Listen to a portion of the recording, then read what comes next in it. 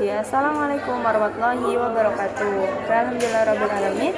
Yang terhormat Indra Bianif dan Umida selaku pengasuh Pondok Pesantren Super Kamil Al-Roy Banifida, dan yang terhormat pula untuk Dewan Guru dan para pengurus dari Al-Roy Banifida dan dan teman-teman yang saya banggakan. Oke, perkenalkan, nama saya Ainur Isma. Saya dari kelas 12 MA Al-Roy Banifida. Pada malam hari ini saya akan mempresentasikan tentang peta imajinasi saya yang menjelaskan dari kitab Masail Al-Fiqh yang menjelaskan dari bab kedua. Jadi di dalam bab kedua ini saya akan menjelaskan tentang inseminasi buatan dan bayi tabung. Terus yang kedua itu ada cloning manusia, dan yang ketiga itu ada khitan wanita, dan yang keempat itu ada mengganti kelamin atau transseksual. Oke. Jadi yang pertama itu tentang inseminasi buatan dan bayi tabung.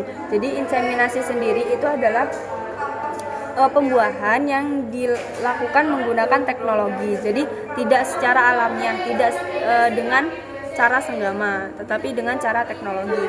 Nah, kemudian jadi dengan alat tersebut itu diambil ovum atau sel telur itu dari sang ibu, kemudian dari sel telur kemudian itu dibiakan di tempat pembiakan.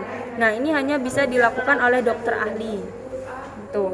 Nah, kemudian apabila kita melakukan inseminasi buatan itu, jadi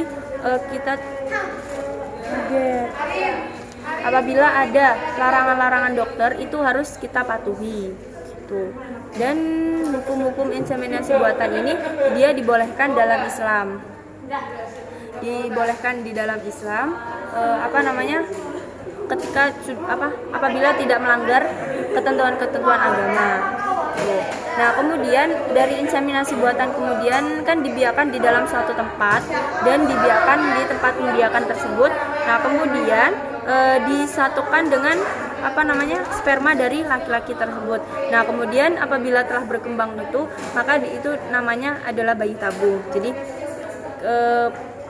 bertemunya dari ovum dan sel telur itu dibiakannya itu di dalam tabung, di dalam tempat cawan gitu.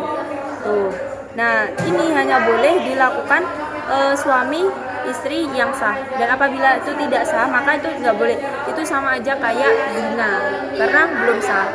Nah, kemudian yang selanjutnya itu ada cloning manusia. Nah, cloning manusia ini adalah produksi satu individu atau lebih yang identik secara genetika. Nah, cloning manusia ini, apabila kita melakukan cloning manusia itu sangat berpengaruh kepada sosial dan agama. Nah, cloning manusia itu diperbolehkan ketika ada dua, yaitu untuk menyempurnakan yang cacat. Apabila ada cacat bawaan atau habis kecelakaan gitu, itu boleh. Atau yang kedua itu untuk menciptakan beberapa manusia. Nah, hukum-hukum dari cloning manusia ini masih diperdebatkan oleh ahli hukum, karena diperdebatkan berarti masih ada yang diperbolehkan dan ada yang tidak diperbolehkan. Tuh.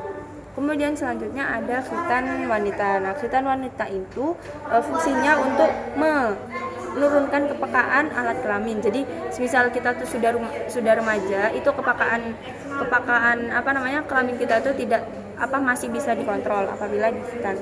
Nah, caranya mengkhitan ini adalah mengiris klitoris itu sampai berdarah. Tuh, mengiris saja tetapi tidak membuang kulitnya itu. Nah, biasanya ini dilakukan pada umur 7 sampai 40 hari. Nah, sebenarnya khitan wanita ini disunahkan karena hanya mengikuti ajaran Ibrahim. Nah, karena sesungguhnya khitan itu yang diwajibkan adalah untuk laki-laki dan untuk wanita itu adalah sunnah. Nah, kemudian yang terakhir itu adalah mengganti kelamin atau transseksual. Nah, mengganti kelamin ini biasanya kebanyakan dilakukan oleh waria. Itu seorang waria yang mengganti kelaminnya itu menjadi perempuan. Tuh, dengan cara operasi. Nah, ini dapat berdampak bahaya apabila dokter yang melaksanakan operasi tersebut tidak teliti. Nah, tetapi dokter itu bisa mengganti kelaminnya itu menjadi perempuan atau perempuan menjadi laki-laki, tetapi tidak bisa mengganti sperma menjadi ovum. Jadi apabila biasanya kalau yang waria itu kalau udah diganti kelaminnya itu bisa untuk bersetubuh dengan laki-laki kan, tapi dia tuh tidak bisa jadi kan awalnya sperma, jadi itu nggak bisa diganti ovum karena dia emang bener laki-laki. Jadi kalau misal berhubungan itu tidak bisa. Nah, tetapi hukumnya di dalam Islam itu sangat dilarang dalam Islam. Sangat dilarang karena itu ya dilarang. Nah, itu juga kita tuh apabila melakukannya itu akan mendapatkan dosa yang sangat besar. Itu yang mendapat dosa itu bukan hanya yang mengganti kelaminnya, tetapi orang yang terlibat.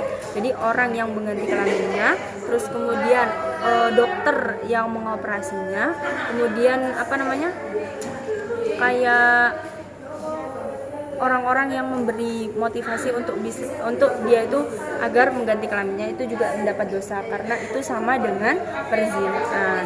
Ya kurang lebihnya mohon maaf. Wassalamualaikum warahmatullahi wabarakatuh.